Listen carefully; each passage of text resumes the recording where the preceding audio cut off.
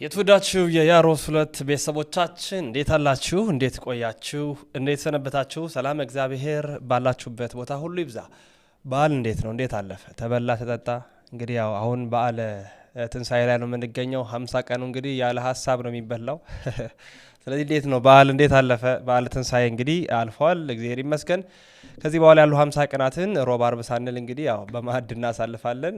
ለተቸገሩትም መርዳት እንዳይረሳ ሁላችሁንም እንኳን አደረሳችሁ ለማለት ወዳለሁኝ።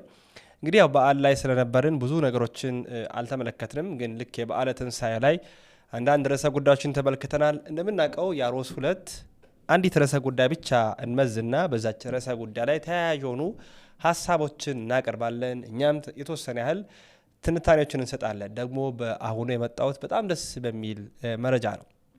የአርቲስት ገነት ንጋቱና የአርቲስት ሙሉጌታ ጀዋሬ በትንሳኤ ቀን ከ14 ዓመታት በኋላ በጣም ረጅም ነው፣ ከዛ በኋላ መጋባታቸው ተሰምተዋል። እንዴት ነው? እውነት ነው ይሄ ነገር የምትሉ ነበራችሁ። አይ ውሸት ነው፣ አይ ለድራማ ነው፣ አይ ለዩቲዩብ ነው ያላችሁም አላችሁ። ነገሩ ግን ምንድነው? እውነት ነው የሚለው ነው ዛሬ ሰፋ አድርገን ያጣራነው መረጃ ለእናንተ የምናቀርበው። በቪዲዮ አስደግፈን ነው የምናቀርበው። እጅግ ደግሞ የሚወደዱ ሀሳቦችን እናነሳለን። ስለዚህ ሁላችሁም ዝም ብላችሁ ላይክ በማድረግ ጀምሩ። ላይክ አድርጉና 10 ሺህ ደግሞ እንድረስ፣ ሰብስክራይብ አድርጉ። 10 ሺህ እንድረስ። እስኪ የዚህን ጉዳይ እናንሳ። እንግዲህ አርቲስት ገነትን ብዙዎቻችን በተለያዩ ቀድሞ በነበሩ ድራማዎች እናውቃታለን፣ በአንዳንድ ፊልሞች እናውቃታለን። እንዲሁ ደግሞ አርቲስት ሙሉጌታ ጀዋሬ ደግሞ እንዲህ በዩኒቨርሲቲ ላይ መምህር እንደነበረ፣ እሷ ተማሪ እንደነበረች የሆነ ነገሮችን በተለያዩ ኢንተርቪዎቻቸው ሀሳብ ሲሰጡ ነበረ። እንዲሁም ደግሞ ልጆች አሏቸው፣ ወልደዋል፣ ከብደዋል። ያው መቼስ ጋብቻ፣ ፍቅር፣ ትዳር እስካለ ድረስ ያው ጥል፣ መለያየት ነገሮች አይጠፉም እና ተለያዩ። መለያየት ብቻ አይደለም፣ በዩቲዩባቸው በተለይ የገኒ ፋሚሊ የሚል የዩቲዩብ ቻናል አለ። በዛ ላይ ከልጆቿ ጋር በመሆን ብዙ ነገሮችን ስታቀርብ ነበረ። አንዳንዴም የበዓል ሴርሞኒዎች ሲኖሩ ወይ ኢንተርቪዎች ሲኖሩ እሱም የተገኘ ሀሳብ ያነሳ ነበር እና ብዙዎች ጥያቄ ያቀርባሉ። እንደው መቼ ይሆን የሚታረቁት? እንደው መቼ ይሆን እንዲህ እንዳማረባቸው አንድ የሚሆኑት የሚሉ ብዙ እንደው በቀናነት እንደ ማንኛውም ኢትዮጵያዊ ሀሳብ የምናነሳ ሰዎች ነበርን። ነገሩ ግን ትንሽ ከረር ያለና ከበድ ያለ እንደሆነ የሚታወቀው። እንደዛ እንኳን ሆኖ አንድ የመሆን ፍላጎት የለም። ታዲያ በበዓለ ትንሳኤ በ2017 ያየነው ክስተት እጅግ አስገርሞናል። 14 ዓመታትን በመለያየት ያሳለፉት አርቲስት ገነት ንጋቱና አርቲስት ሙሉጌታ ጀዋሬ በልጆቻቸው አማካኝነት ተሞሸሩ። ቪዲዮ ላሳያችሁና ስመለስ ደግሞ የሆኑ አይነት ሀሳቦችን እናነሳለን። ቀንጨብ አድርጌ ያገኟቸውን የተለያዩ ቪዲዮዎችን እስቲ ተከታትለን እንመለስ።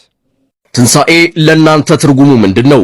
ለዚህ ቤተሰብ ግን እናንተ ከምታስቡት በተጨማሪ ትንሳኤ ዳግም ወደ አንድነት የመመለስ ጊዜ ነው። ከ14 ዓመት መለያየት በኋላ አርቲስት ገነት ንጋቱና አርቲስት ሙሉጌታ ጀዋሬ ዛሬ በልጆቻቸው በጓደኞቻቸውና በዘመድ አዝማድ ፊት ድጋሚ ተሞሽረዋል። ሁለቱም በማልቀስ ደስታቸውን የገለጹ ሲሆን ሁሉም ነገር ለፈጣሪ ሰጥተን ድጋሚ ትዳርን አንድ ብለን ጀምረናል ያሉት ጥንዶች መልካም ምኞታችሁን ተመኙልን ብለዋል። ብዙ ኢትዮጵያውያን ሲፈልጉ የነበረው አንድነት አሁን እውን ሆኗል። እነሱን የሰማ እናንተንም ከመለያየት ይመልሳችሁ። መልካም በዓል። እጅግ ያልተጠበቀ ሰበር መረጃም አርቲስት ገነት ንጋቱና አርቲስት ሙሉጌታ ጀዋሬም በልጆቻቸው ፊት ከ14 ዓመት በኋላ በድጋሚ ትዳር መፈጸማቸው ተሰምቷል። እጅግ በርካቶችን ማስገርሟል፣ ደስ አሰኝቷል። ትዳራችሁን ይባርክላችሁ። እንኳን ደስ ያላችሁ። ሴት ካመረረች አመረረችው። እውነቱን ለመናገር ከቆረጠላ የኔም ባይመልሳት ነበር። ብዙ ሚኒስትሮች ሁሉ ሳይቀሩ እኛን አያቅተንም የሚሉ አሉ። አባቶች ሙሉጌታ ጀዋሬ ይቅርታ እግር ላይ ወድቆ አልቅሶ አጣም ብሎ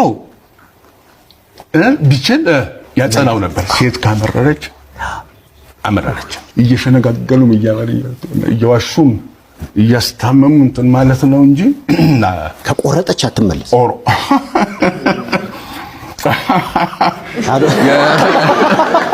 ክፉ ናት ማለት አይደለም።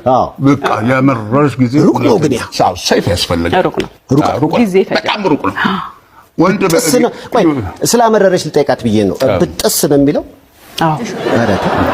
አቋል በጥሳለ ማለት ባይዘው ፍቅሩ ይጠፋል ማለት አይደለም ሰዎች ሚስ አንደርስታንድ እንዳያደርጉት ይሄ ትዳሩ ማይሆን ሲሆን ምትወስደው እርምጃ ይሆናል ተግባብተን አባታት በብላችሁኛል ከዛሬ በኋላ የልጆች አባት አለለው ባለቤቴ ነው ብለው ዓለምን መቀየር የሚችሉ ሰዎች ናቸው ሁለቱንም ስለምናውቃቸው እሷ የሌላት ነገር እሷ አለ ሁሉንም እሱ የሌለው ነገር ደግሞ እሷ አለ በሚገርም ሁኔታ ምናቸውም ይሄ ጉድለታቸውን እንደዚህ የሚሞሉ ሰዎች ናቸው ሁለቱንም እኛ ዲፕሊ ስለምናውቃቸው ማለት ነው ከዚህ ቀደም በትዳር አለመስማማት ከተፈጠረ መለያየት ነው ያለባችሁ ተለያይታችሁ ግን ልጆቻችሁን በሰላም ማሳደግ ትችላላችሁ ሲሉ የሚደመጡት አርቲስት ገነት ንጋቱና ፕሮፌሰር ሙልጌታ ጀዋሬ ከ14 ዓመታት በኋላ ችግራችንን ፈተን ተሞሽረናል በማለት በድጋሚ ተጋብተዋል አሪውድሜ ለክብራችሁ እንዳናሳፍራችሁ ያርጋል ብንፈተን ሊደንቃችሁ ይገባል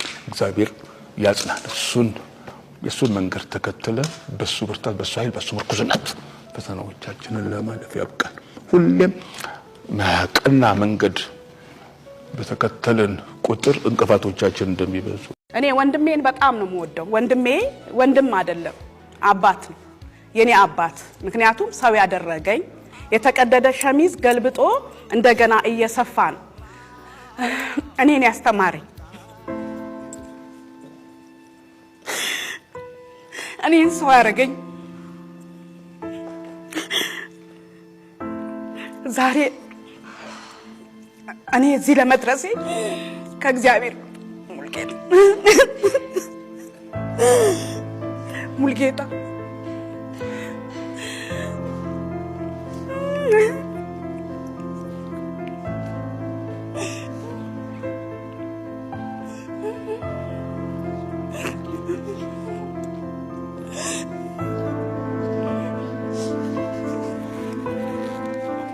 እኔ እሱን ታሪክ ዘርዝሬ ያልጨርሰው እንዲህ አይነት ሰው ደግሞ የሚከፈለው ዋጋ አንድ እንዲሆን ሰው እንዲሆን ነው ትልቅ ቦታ እንዲደርስ በልጆቹ እንዲደሰት ነው ከሚስቱ ጋር እንዲኖር ለሁሉም ነፍስ ሙልጌታ የተሰጠ ሰው ሙልጌታ እናት ነው ማንም ሰው መመስከር ይችላል ሙልጌታ ለሰው በልቶ ሰው የሚጠግብ የማይመስለው ቤቱን የሚጨቁን ሰው ቤቱን የሚጨቁን ኑሮውን የሚጨቁን ግን ለሰው የሚኖር ሰው ለሰው የሚዘረጋ ባዶ ኪስ እስኪሆን ድረስ ኪሱን ገልብጦ ሰውን የሚጋብዝ ሰው ቤቱን የሚበድል ሰው ሴት ግን ጠንካራ ሴት ናት ምክንያቱም በአንድ ጎኑ መልካምነት ቢኖርም ቤቱን አቅንታ ቤቱን ጎጆውን ያቀናች ሴት ናት እና እንደ ሙልጌታ ቢሆን በቃ ለሰው የሚኖር ሰው ለሰው እየኖረ ዘላለም ህይወቱን የሚጨርስ ሰው ግን መኖር ማለት ምን ማለት እንደሆነ ወደ ራስ ማየት ማለት ምን ማለት እንደሆነ ያስተማረችው አብሪያ ስለኖርክ ነው ሁሉ ምናገረው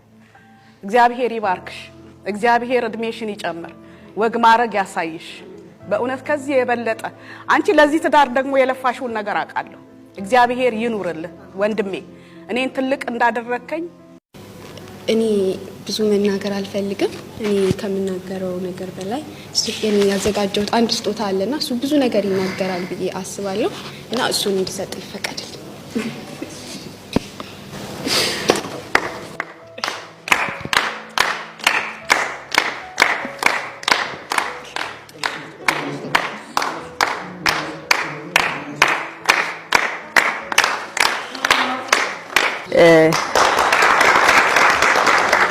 የማማ ጊፍት በጣም በነገራችን ላይ ማኪ ሾፒንግ የሚል አዲስ ዌብሳይት ልጄ ክሬት አድርጋለች እንድታውቁት ዌብሳይት ነው የተለያዩ ማቴሪያሎች የተለያዩ ነገሮችን የምትሸጥበት የምትገዛበት ዌብሳይት ነው በቅርቡ አናውንስ እናደርገዋለን ኦፊሻሊ በኢንስታግራም ከብዙ ሰዎች ጋር የተገናኘች የተለያየ ነገር ትሰራ ነበር በጣም ጎበዝ ነች ማማ እንደ እድሜዋ አይደለም ከእድሜዋ በላይ ህይወትን ኑሮን ለማሸነፍ ህይወትን ለማግኘት መንገዶችን ለማግኘት የምትጥር ሰው ነች ይገርመኛል በቃ ተላቃለች ከኛ እሷ ብቻ ሳትሆን ቅዱስም እየተላቀቀ ነውና ራሳችሁን ችላችሁ ስለምትቆሙ ስለምታስቡ ለመቆም ስለምትፍጨረጨሩ እጅግ በጣም አም ፕራውድ ኦፍ ዩ በጣም ነው መኮራባችሁ ልጆቼ እጅግ በጣም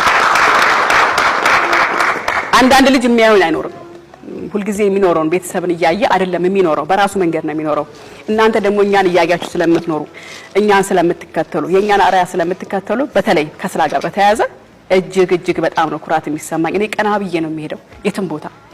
ይሄን መክሊትና አትስባል አቤት ትላለህ። ገና ሰው ሊልስል እንኳን አቤት እላለሁ። ቀድሜ ያን ያህል ነው ፊልም ማድረግና ልጄ ጎበዝ፣ ይሄ ዌብሳይትሽ በጣም ትልቅ ቦታ ይደርሳል። እሺ አንላይ ልክፈተው። እሺ ተያይዘን ይሄ ነገር እንዴት ነው? እንደምን ይሄ ነገር እጃችን ሊጣማ ፈልጋል። እሺ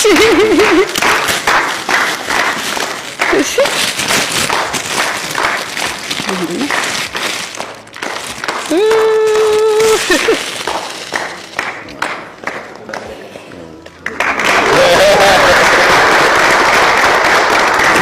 ሁሉም በእግዚአብሔር ፈቃድ እንደሆነ የሚያሳይ በጣም ተጨንቀሻል። እናመሰግናለን። በጣም የእግዚአብሔር ስራ እንደሆነ የሚያሳይን ሁሉም ሰው ተከታትለን እንግዲህ ተመልሰናል። እግዚአብሔር የተመሰገነ ይሁን። በጣም ደስ የሚል ሰበር መረጃ ነው በትንሳኤው የሰማነው። ከክርስቶስ መነሳት ጋር የሁለቱ አንድ መሆን ደግሞ በጣም ትልቅ ነው። በዚህ አጋጣሚ እንግዲህ አንዳንድ ሀሳቦችን እስኪ እናንሳ። ያው መቼስ ትዳር በቤተ ክርስቲያን አስተምሮ ትንሿ ቤተ ክርስቲያን ነው የምትባለው። ቤተሰብ የሚመሰረትበት ከጥሩ ትዳር፣ ጥሩ ጳጳስ፣ ጥሩ የሀገር መሪ፣ ጥሩ መነኩሴ፣ ጥሩ ዲያቆን፣ ጥሩ ሰው ይፈራል እና መልካም ትዳር ካለ መልካም ሰው መቼስ ይፈራል፣ ይታወቃል። ያው ትዳር መጀመሪያ አዳምና ሔዋን ናቸው ዓለምን እንደዚህ 78 ቢሊዮን እንድንሆን ያደረጉት። መነሻው ትዳር ነው። የትኛውንም ዓለም ሀገርን የሚያስተዳድር ቤተክርስቲያን የሚያስተዳድር የትኛውንም ሰው ብናነሳ መነሻው ትዳር ነው። ትዳር ደግሞ እስካለ ልጆች ይፈራሉ፣ ፍሬዎች ይመጣሉ። በመካከል ደግሞ ያው መቼስ ፍቅር እስካለ መጋጨት፣ መለያየቶች አይጠፉትም። እነዚህ ሰዎች ወይም ሁለቱ አርቲስቶች ከ14 ዓመት በኋላ አንድ ሆነዋል። 14 ዓመት ይታያቸው። ልጆች እድሜያቸው ገፍተዋል።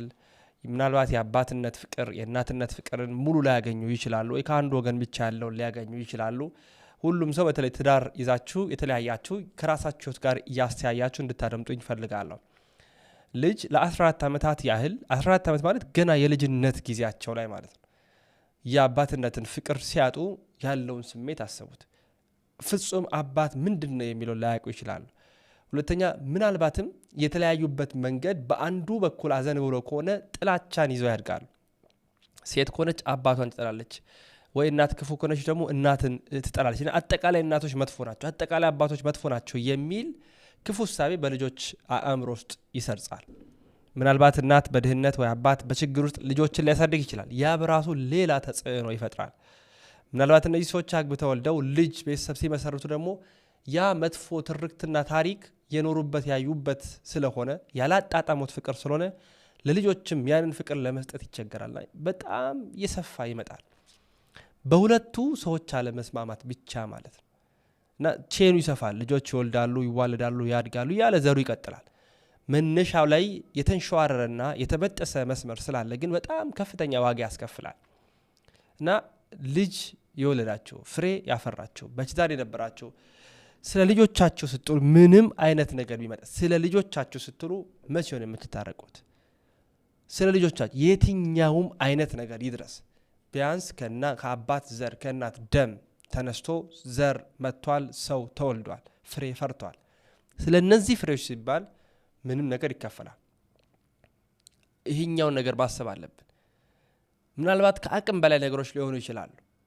ከአቅም በላይ ነገሮች ሊሆኑ ለእግዚአብሔር ሰጥቶ እስከ መጨረሻው ሐቅታ ድረስ ስለ ልጆች መኖር ይሻላል። ምክንያቱም ልጆቹ የሚገልጹበት መንገድ ሲያጡ መጽሐፍ ቅዱስ ሲሰጡ እግዚአብሔር ሲሉ በጣም በቃ ፈጣሪን ብቻ አስገብተው ነው ይሄ ነገር ያለቀው። ምን ያህሎቻችን ነን እግዚአብሔርን አስገብተን በትዳሮቻችን መካከል ያለው ልዩነት ለመቅረፍ የምንሞክረው? እና የአርቲስት ገነትና የአርቲስት ሙሉጌታ ጀዋሬ ቀላል የሚመስል ግን ብዙ የሚያስተምረን ታሪክ ነው። ለሁሉም አጋሩልን። ሰብስክራይብ አድርጉ። አንዳንድ ርዕሰ ጉዳዮችን እየመዘዝን በስፋት የምናቀርብበት ያሮስ 2 ነው። ወንድማችሁ ልዑል መብራቱ ነኝ። በሌላ ርዕሰ ጉዳይ ምሽት 5 ሰዓት ላይ እመጣለሁኝ።